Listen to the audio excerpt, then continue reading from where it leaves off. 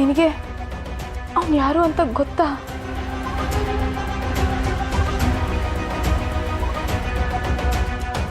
ಅಣ್ಣ ಹೇಳಣ್ಣ.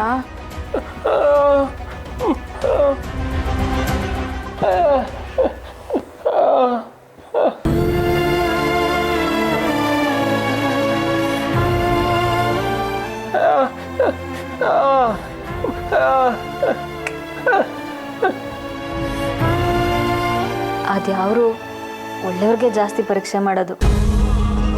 ಎಲ್ಲ ಸರಿ ಹೋಯ್ತದೆ, ನೀವು ಸ್ವಲ್ಪ ತಿನ್ನಿ. ನನಗೆ ಬೇಡ, ನನಗೆ ಹಸಿವಿಲ್ಲ. ಅಣ್ಣ ನೀನು ತಿಂದ್ಯಾ?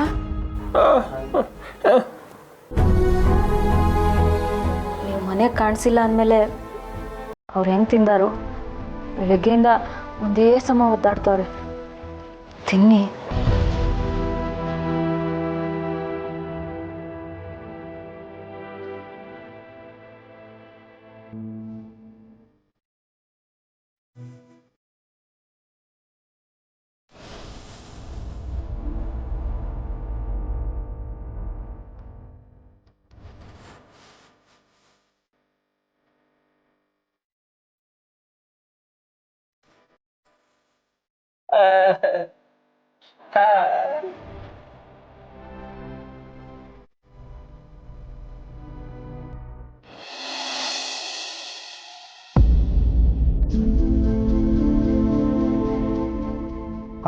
ಕಾಫಿನಾ?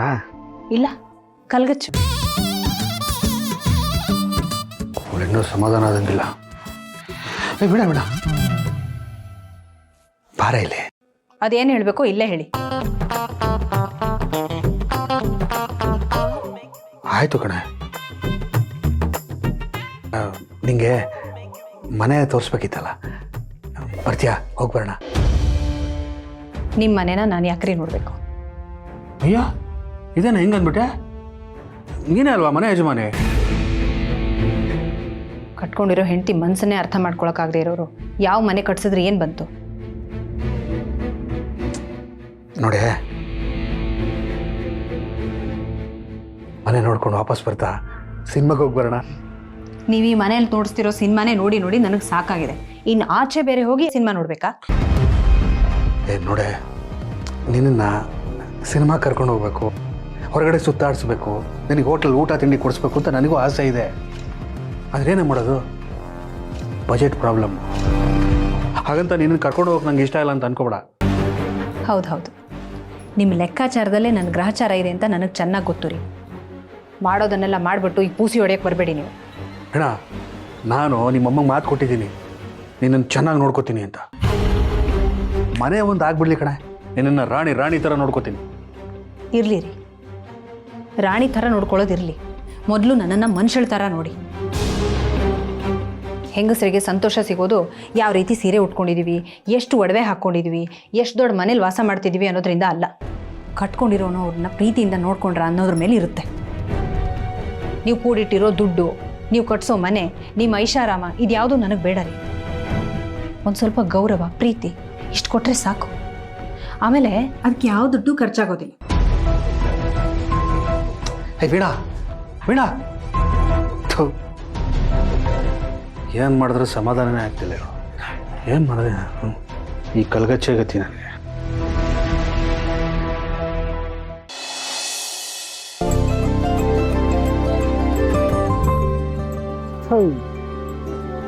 ಎಲ್ಲೋಗಿದ್ದಾನೆ ಈ ಮೇಸ್ತ್ರಿ? ಯಾರೊಬ್ಬರನ್ನ ಕೆಲಸದವ್ರನ್ನ ಬಿಟ್ಬಿಟ್ಟು ಹೊಟ್ಟೋಗ್ಬಿಟ್ಟಿದ್ದಾನೆ. ಟೈಮ್ ಸೆನ್ಸೇ ಇಲ್ಲ. ಈ ದುಡ್ಡು ಇದ್ದಾಗ ಕೊಡೋ ಮರ್ಯಾದೆನೇ ಬೇರೆ, ದುಡ್ಡು ಇಲ್ಲದೆ ಇದ್ದಾಗ ಕೊಡೋ ಮರ್ಯಾದೆನೇ ಬೇರೆ. ಗಾಂಧಿ ನೋಟಿಗಿರೋ ಬೆಲೆ ಗಾಂಧಿ ಫಾಲೋವರ್ ಕೊಡೋರಿಗಿಲ್ಲ. ನಮಸ್ಕಾರ ಸರ್. ನರ್ಸ್ರಿಗಳೇ, ಎಲ್ಲೋ ಹೋಗ್ಬಿಟ್ಟಿದ್ರೆ? ಪಕ್ಕದ ಸೈಟಲ್ಲಿ ಕೆಲಸ ಮಾಡ್ತಿದ್ದೆ. ಇಬ್ರು ಹುಡುಗನ್ನ ಕಂಬಿ ಕಟ್ಟಕ್ಕೆ ಬಿಟ್ಟಿದ್ದೆ. ಏನೋ ಬರಕ್ಕೆ ಕೇಳಿದ್ರಲ್ಲ, ಏನು ಸರ್ ಅದು? ಹಾಂ, ಅದೇ ಏನಿಲ್ಲ, ನಾಡಿದ್ದು ಯಾವುದೋ ದುಡ್ಡು ಅಡ್ಜಸ್ಟ್ ಆಗಿದೆ, ಆಗ್ತಿದ್ದಂಗೆ ದುಡ್ಡು ಕೊಟ್ಬಿಡ್ತೀನಿ.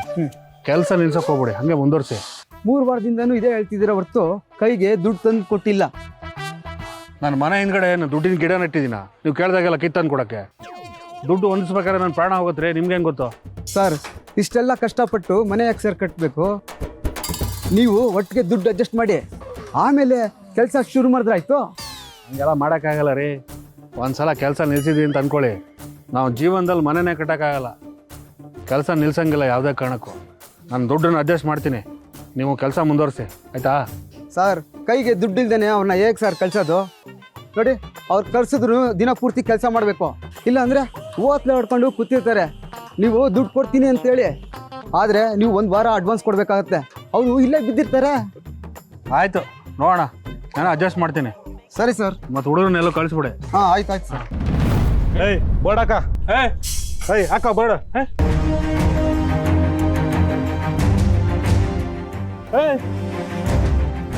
ಏನಾಯ್ತು? ಏನು ಮಾಡ್ತಿದ್ಯಾ? ಏನು ಬೋರ್ಡ್ ಇದು? ಈ ಜಾಗ ನಿಂಗರಾಜು ಅವರ ಸ್ವತ್ತು, ಅತಿಕ್ರಮ ಪ್ರವೇಶ ನಿಷೇಧಿಸಿದೆ.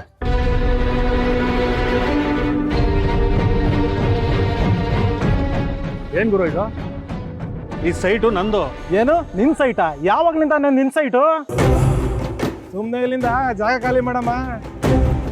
ಇಲ್ಲಪ್ಪ, ಇದು ಇವ್ರದೇ ಜಾಗ. ನಾನೇ ಈ ಮನೆ ಕಟ್ತಿರೋದು. ಓ ಮೇಸ್ತ್ರಿ, ನಿನ್ಗೆ ಯಾರ ಜಾಗ ಆದ್ರೇನು? ದುಡ್ಡು ಕೊಟ್ರೆ ಎಲ್ಲಿ ಬೇಕಾದ್ರೂ ಮನೆ ಕಟ್ತೀಯ. ನನಗೆ ಹೇಳಕ್ಕೆ ಬರ್ತಿದ್ಯಲ್ಲೋ. ಈ ಸೈಟು ನಾನು ತಗೊಂಡಿರೋದು, ನಾನು ಮನೆ ಕಟ್ತಿರೋದು. ಏನ್ ಮಾತಾಡ್ತಿದ್ಯಾ? ನಿನ್ನ ಹೆಸರಲ್ಲಿ ಇದೆ ಅನ್ನೋದಕ್ಕೆ ಏನ್ ಸಾಕ್ಷಿ? ಸಾಕ್ಷಿನಾ ತೋರಿಸ್ತೀನಿ ಇರೋ. ಬಂದ್ಬಿಟ್ಟು ಮಾತಾಡ್ತಾನೆ. ತಗೋ ನೋಡು, ಓದು ಸರಿಯಾಗಿ.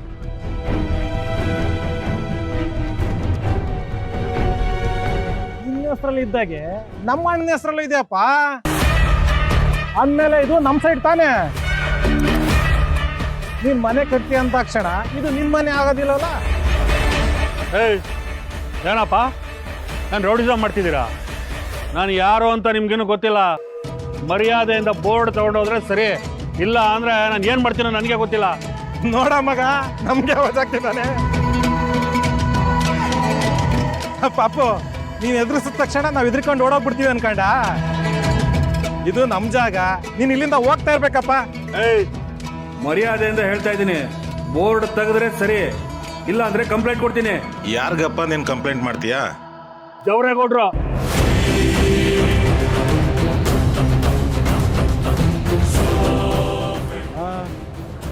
ಅವ್ರ ಹೆಸರು ಹೇಳ್ತಿದ್ದಂಗೆ ಎಲ್ಲ ಬೆವರ್ತಾ ಇದ್ದೀರಾ. ನೀನು ಅವರೇ ಇಲ್ಲಿಗೆ ಬಂದ್ರೆ ಏನಾಗ್ಬೇಡ ನಿಮ್ಗೆ. ಹೌದಾ? ಒಂದ್ ನಿಮಿಷ ಇರು.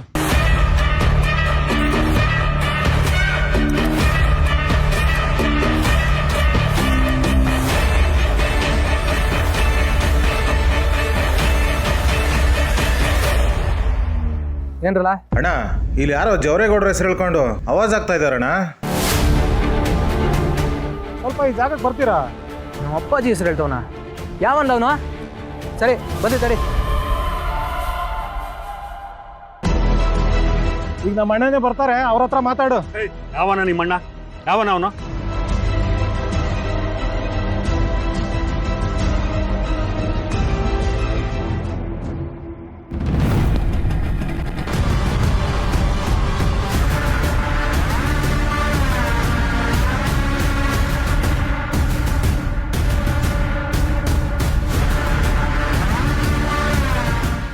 ಅಣ್ಣ ಬಂದ್ರು ನೋಡು.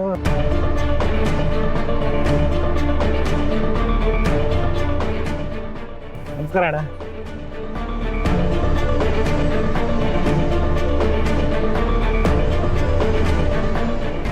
ಯಾವಲ್ಲ ಅವನು? ನಮ್ಮ ಅಪ್ಪಾಜಿ ಹೆಸರು ಹೇಳ್ದವನು. ಇವನೇ ಅಣ್ಣ.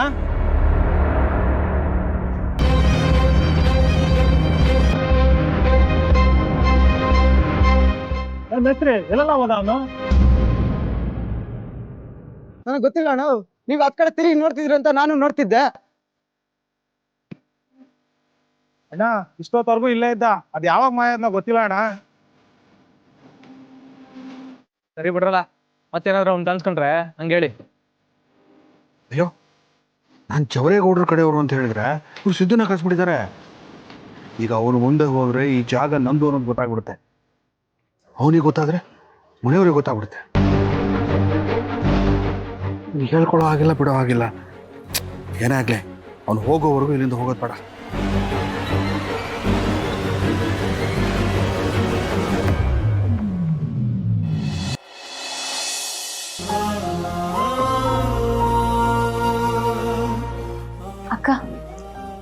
ಹೇಳು ಚೆಲ್ವಿ. ಅದು ನಮ್ಮಿಂದ ನಿಮ್ಗೆ ಏನಾರ ಬೇಜಾರಾಗಿದ್ರೆ ಕ್ಷಮಿಸ್ಬಿಡಿ. ನಿನ್ನಿಂದ ನನಗೆ ಬೇಜಾರ? ಯಾಕಾಗಿ ಹೇಳ್ತಿದ್ಯಾ? ಸಂತೋಷ್ ಭಾವನಾ ಅಕ್ಕನ ವಿಚಾರಕ್ಕೆ ನಿಮಗೆ ಹೊಡೆದಿದ್ದು ಬೈದಿದ್ದು ಕೇಳಿ ತುಂಬ ಬೇಜಾರಾಯಿತು. ನನ್ನ ವೆಂಕಿ ವಿಚಾರಕ್ಕೂ ನಿಮ್ಗೆ ಹಂಗೆ ಅಂದಿರ್ಬೋದು ಅಂತ ಅನ್ನಿಸ್ತೈತೆ, ಅದಕ್ಕೆ. ಹಾಗೆಲ್ಲ ಏನೂ ಇಲ್ಲ ಚೆಲ್ವಿ, ನಮ್ಮನೆಯವ್ರು ಇರೋದೇ ಹಾಗೆ. ನಿನಗೆ ಇದೆಲ್ಲ ಹೊಸ್ತಲ್ವಾ, ಅದಕ್ಕೆ ಹೀಗೆ ಅನ್ನಿಸ್ತಿದೆ. ಹೋಗ್ತಾ ಹೋಗ್ತಾ ನಿನಗೂ ಅಭ್ಯಾಸ ಆಗುತ್ತೆ. ಪಾಪ ಅಕ್ಕ, ನೀವು ಈ ಮನೇಲಿ ಎಲ್ರ ಬಗ್ಗೆನೂ ಯೋಚನೆ ಮಾಡ್ತೀರಾ. ಯಾರಿಗೇನು ಬೇಕು ಏನು ಬೇಡ ಎಲ್ಲ ನಿಮಗೆ ಗೊತ್ತು. ಈ ಮನೆಯಾಗ ಯಾರೇನು ನೊಂದ್ಕೊಂಡ್ರೋ ನೀವು ನೊಂದ್ಕೋತೀರ. ನಿಮ್ಮ ಮನ್ಸಿಗೆ ನೋವಾದರೆ ಅದನ್ನು ಸಹಿಸ್ಕೊಳಕ್ಕಾಗಕ್ಕಿಲ್ಲ ಅಕ್ಕ. ಏನು ಮಾಡೋಕ್ಕಾಗತ್ತೆ ಚೆಲ್ವಿ? ಬದುಕಲ್ಲಿ ಕೆಲವೊಂದು ಹೊಂದಾಣಿಕೆಗಳನ್ನ ಮಾಡಿಕೊಂಡ್ರೆ ಮಾತ್ರ ಸಂಬಂಧಗಳನ್ನ ಉಳಿಸ್ಕೊಳ್ಳೋದಕ್ಕಾಗುತ್ತೆ. ಆದರೆ ಆ ಹೊಂದಾಣಿಕೆಗೋಸ್ಕರ ಎಷ್ಟೋ ಸಲ ನಮ್ಮ ವೈಯಕ್ತಿಕ ಖುಷಿನ ಬಲಿ ಕೊಡಬೇಕಾಗತ್ತೆ. ನಮ್ಮ ಇಷ್ಟ ಕಷ್ಟಗಳನ್ನ ಪಕ್ಕಕ್ಕಿಡಬೇಕಾಗತ್ತೆ.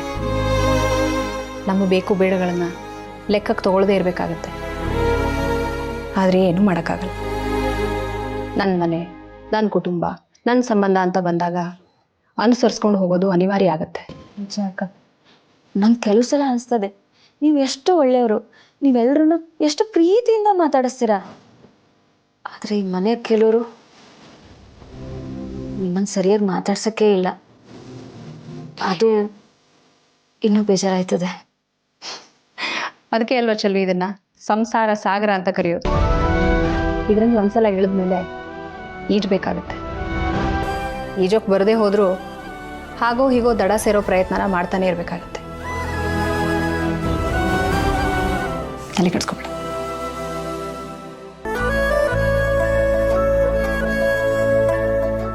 ಅಕ್ಕ ಎಷ್ಟು ಒಳ್ಳೆಯವರು. ಅವರು ಓರ್ಗಿತ್ತಿ ಅಂತ ಅನ್ಸೋಕ್ಕೇ ಇಲ್ಲ. ಸ್ವಂತ ಒಡ ಹುಡ್ದೋಳ್ ಥರ ಮಾತಾಡಿಸ್ತಾರೆ.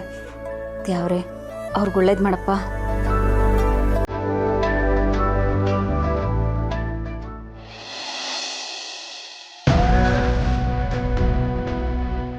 ಇಷ್ಟು ದಿನ ಇದನ್ನ ಕೊರಳಲ್ಲಿ ಇಟ್ಕೊಂಡಿದ್ದಿದ್ದೆ ನನ್ನ ದೊಡ್ಡ ತಪ್ಪು. ಈ ತಪ್ಪನ್ನ ನಾನು ಮುಂದುವರಿಸಬಾರ್ದು. ಇಲ್ಲಿಗೆ ಸಾಕು, ಈ ತಾಳಿ ಬೇಡ.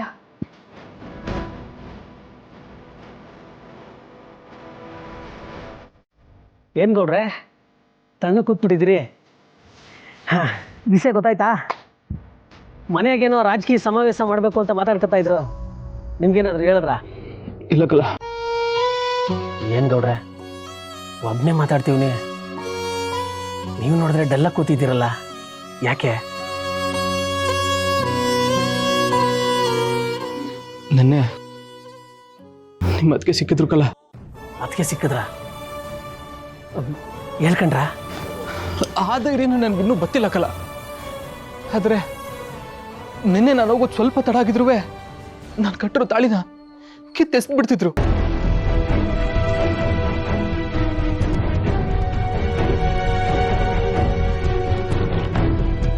ಗೌಡ್ರೆ ಏನು ಹೇಳ್ತಿದ್ದೀರಾ ನೀವು?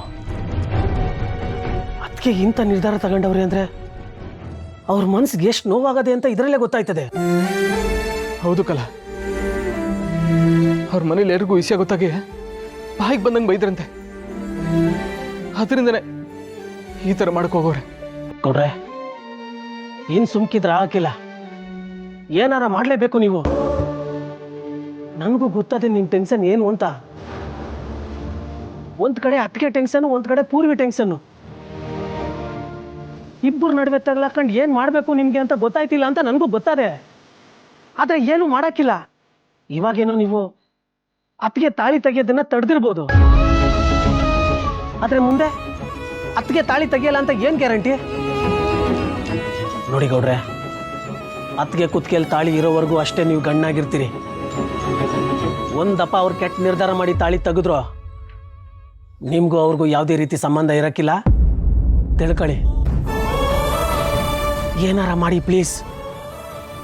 ನಾನು ಅದನ್ನೇ ಯೋಚನೆ ಮಾಡ್ತೇವನಿ ಕಲ, ಆದರೆ ಏನು ಮಾಡಬೇಕು ಅಂತಲೇ ಗೊತ್ತಾಯ್ತಲ್ಲ. ಈ ವಿಷಯ ಗೊತ್ತಾದ್ರೆ ಎರಡೂ ಮನೆಗಳ ಸಂಬಂಧ ಎಲ್ಲ ಹಾಳಾಯ್ತದೋ ಅನ್ನೋ ಯೋಚನೆ ಬೇರೆ. ಗೌಡ್ರೆ, ಒಂದು ಪಡ್ಕೋಬೇಕು ಅಂದರೆ ಒಂದು ಕಳ್ಕೊಳ್ಳೇಬೇಕು. ಹಂಗನ್ಬಿಟ್ಟು ಪ್ರೀತಿಗೋಸ್ಕರ ತಪ್ಪವನ್ನ ದೂರ ಮಾಡ್ಕೊಳ್ಳಿ ಅಂತ ನಾ ಹೇಳ್ತಾ ಇಲ್ಲ. ಮೊದಲು ವಿಷಯನ ಅಕ್ಕಿ ಹತ್ರ ಹೇಳ್ಕೊಳ್ಳಿ, ಆಮ್ಯಾಕ್ ಮನೆಯವ್ರನ್ನ ಸಮಾಧಾನ ಮಾಡಿದ್ರೆ ಆಯ್ತು. ಏನು ಮೊದ್ಲು 4 ಮಾತು ಬೈತಾರೆ, ಹಂಗ ಅನ್ಬಿಟ್ಟು ಶಾಶ್ವತವಾಗಿ ದೂರ ತಳ್ಳಕ್ಕಾಯ್ತದ? ನೋಡಿ, ನೀವೇನ್ ಮಾತಾಡಬೇಕು, ಹೆಂಗ್ ಒಪ್ಪಿಸ್ಬೇಕು ಅನ್ನೋ ನಿರ್ಧಾರ ನಿಮ್ಮ ಕೈಲೇ ಐತೆ. ಏನ್ ಮಾಡ್ತಿರೋ ಮಾಡ್ರಿ.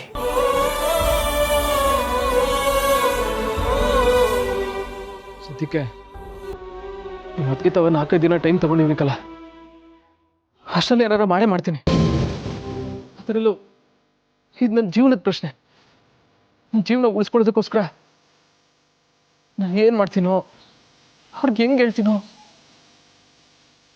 ಗೊತ್ತಿಲ್ಲ.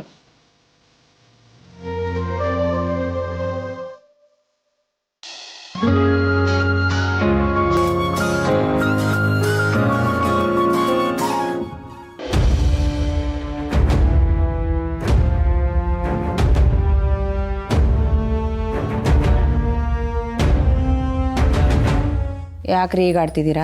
ಏನಾಯ್ತು? ಎಲ್ಲ ಮುಗೀತು ಕಣೆ. ಏನಾಯ್ತ್ರಿ? ಯಾಕೆ ಹೀಗೆಲ್ಲ ಮಾತಾಡ್ತಿದ್ದೀರಾ? ಟೈಮು ತುಂಬ ಖರಾಬಾಗಿದೆ, ಪರಿಸ್ಥಿತಿ ತುಂಬ ಕೆಟ್ಟದಾಗಿದೆ. ಅದೇನು ಅಂತ ಸರಿಯಾಗಿ ಹೇಳ್ಬಾರ್ದಾ? ಏಯ್, ನಮ್ಮ ಸೈಟ್ ಇದೆಯಲ್ಲ, ಅದನ್ನು ಓನರ್ ಇಬ್ಬರಿಗೆ ಮಾರ್ಬಿಟ್ಟಿದ್ದಾನೆ. ಅಯ್ಯಯ್ಯೋ, ಏನ್ರಿ ಹೇಳ್ತಿದ್ದೀರಾ? ಹೌದು ಕಣೆ. ಅವ್ರ ಕಡೆಯವ್ರು ಯಾರೋ 2 ರೋಡಿಗಳು ಬಂದು ನಮ್ಮದೇ ಜಾಗ ಅಂತ ಬೋರ್ಡ್ ಹಾಕ್ಬಿಟ್ಟಿದ್ರು. ನನಗೂ ಅವ್ರಿಗೂ ಸ್ವಲ್ಪ ಜಗಳ ಆಯಿತು. ಯಾಕ್ರಿ ಹಾಗೆಲ್ಲ ಮಾಡ್ಕೊಳಕ್ ಹೋದ್ರಿ ನೀವು? ಅವರೆಲ್ಲ ರೌಡಿಗಳು ಅಂತೀರಾ. ಏನಾದರೂ ಹೆಚ್ಚು ಕಮ್ಮಿ ಆಗಿದ್ರೆ ಏನು ಮಾಡ್ತಿದ್ರಿ? ನಾನು ನನ್ನ ಡಾಕ್ಯುಮೆಂಟ್ಸ್ ಎಲ್ಲ ತೋರಿಸ್ದೆ, ಅವಾಜ್ ಹಾಕಿದ್ರು. ನಾನು ಜವರೇಗೌಡರು ಕಡೆಯವನು ಅಂತಲೂ ಹೇಳಿದೆ. ಹೋ, ಹಾಗಾದ್ರೆ ಆಮೇಲೆ ಅವ್ರು ಹೊರಟೋದ್ರಾ? ಇಲ್ಲ ಕಣೆ, ಆ ಸಿದ್ದುನ ಕರೆಸಿದ್ರು. ಅವನು ಬಂದಿದ್ದು ನೋಡಿ ನನಗೇನು ಮಾಡ್ಬೇಕು ಅಂತ ಗೊತ್ತಾಗದೆ ಸೀದಾ ಓಡ್ ಬಂದ್ಬಿಟ್ಟೆ. ಅಯ್ಯಯ್ಯ, ಅದು ಯಾಕ್ರಿ ಹೆಂಗೆ ಮಾಡಕ್ ಹೋದ್ರಿ ನೀವು? ಈಗ ಏನು ಮಾಡಬೇಕು ಅಂದ್ಕೊಂಡಿದ್ದೀರಾ? ಏನು ಮಾಡೋದು ಒಂದು ತೋರಿಸ್ತಾ ಇಲ್ಲ ಕಣೆ.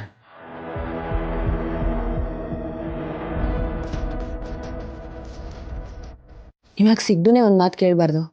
ಅವ್ನು ಖಂಡಿತ ಸಹಾಯ ಮಾಡ್ತಾನೆ. ಏನ ಮಾತಾಡ್ತೀಯಾ? ಅವನಿಗೆ ನಾನು ಸೈಟ್ ತೊಗೊಂಡಿದ್ದೀನಿ ಅಂತ ಗೊತ್ತಾದರೆ ಅವ್ನು ಸುಮ್ಮನೆ ಇರ್ತಾನ? ಎಲ್ರಿಗೂ ಹೇಳಲ್ವಾ? ಮತ್ತೆ ಈಗ ಏನ್ರಿ ಮಾಡ್ತೀರಾ? ಮುಗೀತು ಕಣೆ, ಎಲ್ಲ ಮುಗೀತು. ಕಷ್ಟಪಟ್ಟು ಕೂಡಿಟ್ಟಿದ್ದ ದುಡ್ಡು ಅದು ಯಾವನೋ ಎತ್ಕೊಂಡು ಹೋದ. ಈಗ ಸೈಟು ಅಲ್ಲಿ ಮನೆ ಕಟ್ಟಬೇಕು ಅಂತಿದ್ದೆ, ಯಾವನೋ ಬಂದು ಕೂತಿದ್ದಾನೆ. ಮನೆನೂ ಇಲ್ಲ, ಸೈಟು ಇಲ್ಲ, ದುಡ್ಡು ಇಲ್ಲ.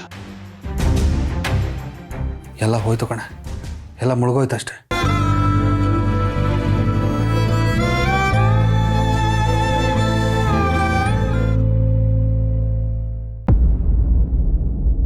ಮೇಡಮ್ರೆ,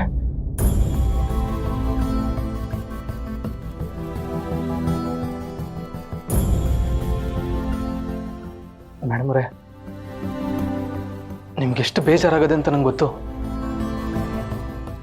ಆದರೂ ನಿಮ್ ಹಿಂಗಿರೋದನ್ನ ನನ್ನ ಕೈಲಿ ನೋಡೋಕ್ಕಾಯ್ತಿಲ್ಲ ಮೇಡಮ್ರೆ. ಇನ್ನು ಹೇಗಿರಲಿ ಸಿದ್ದು ಅವರೇ, ಪ್ರಾರ್ಥನೆ ಅನ್ನೋದು ಆತ್ಮ ಶುದ್ಧಿ ಮಾಡುತ್ತಂತೆ, ಮೌನ ಅನ್ನೋದು ಮನಸ್ಸನ್ನು ಶುದ್ಧಿ ಮಾಡುತ್ತಂತೆ. ಆದರೆ ನಾನು ಎಷ್ಟೇ ಮೌನವಾಗಿದ್ರೂ ನನ್ನ ಮನಸ್ಸು ಹಿಡಿತಕ್ಕೆ ಬರ್ತಿಲ್ಲ. ಪ್ರತಿ ಕ್ಷಣ ಈ ತಾಳಿ ಕಟ್ಟಿದ್ದು ಯಾರು ಯಾರು ಅಂತ ಕೇಳ್ತಾನೆ ಇದೆ. ನಾನು ಇದಕ್ಕೆ ಏನು ಉತ್ತರ ಕೊಡಲಿ? ಮೇಡಮ್ರೆ, ಈ ಸಮಯದಲ್ಲಿ ಯಾತ್ರೆ ಪಡೋದು ಒಳ್ಳೇದಲ್ಲ. ಇಷ್ಟು ದಿನ ಕಾದಿದ್ರಲ್ವಾ, ಇನ್ನು 4-5 ದಿನ ಕಾಯಿರಿ. ನಿಮ್ಮ ತಾಳ್ಮೆಗೆ ಖಂಡಿತ ಪ್ರತಿಫಲ ಸಿಗ್ತದೆ. ನಿಮ್ಮ ಮಾತಿಗೆ ಏನು ಹೇಳಬೇಕು ಅಂತಾನೆ ಗೊತ್ತಾಗ್ತಿಲ್ಲ ಸಿದ್ದು ಅವರೇ. ಹಾಗಿರೋದಕ್ಕೆ ಎಲ್ಲರೂ ನನಗೆ ಸಮಾಧಾನ ಹೇಳ್ತಿದ್ದಾರೆ ಹೊರತು ಪರಿಹಾರ ಅಂತೂ ಕೊಡ್ತಿಲ್ಲ. ಇನ್ನು ಎಷ್ಟು ದಿನ ಅಂತ ಈ ಅವಮಾನ ಸಹಿಸ್ಕೊಂಡಿರಲಿ? ತಾಳ್ಮೆ ಅನ್ನೋದು ನಮ್ಮ ಬಲಹೀನತೆ ಆಗಬಾರ್ದು ಅಲ್ವಾ?